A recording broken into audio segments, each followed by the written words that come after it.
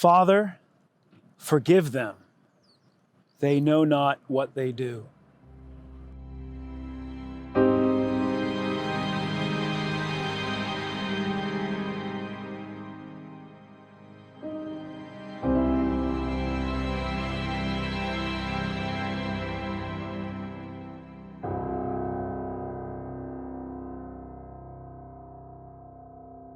Under the crushing weight of torture and crucifixion, when Jesus had nothing left on earth, what was his priority?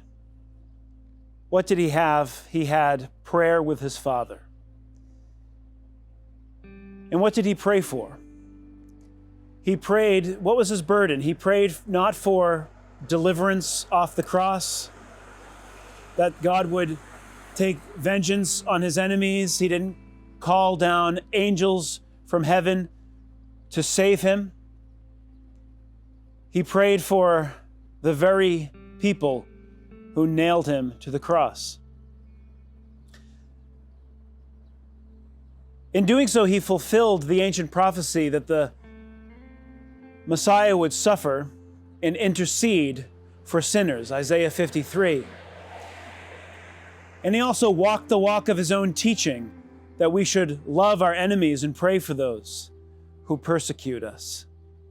So he's given us an example, even in his last hours, to be ministers of reconciliation and warriors of prayer.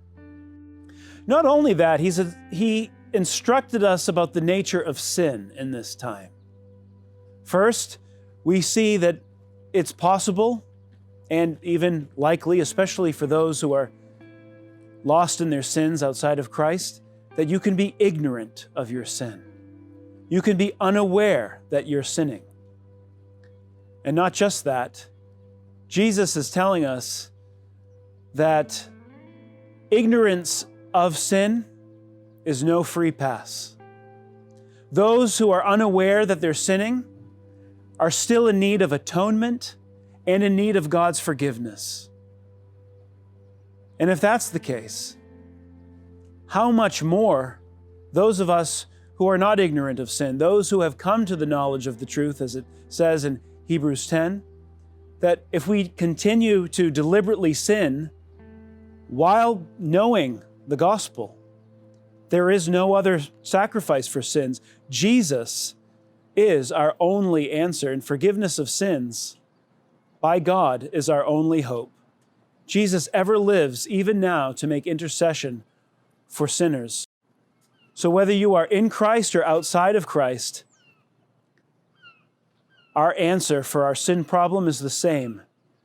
Jesus interceding on our behalf for the forgiveness of the Father.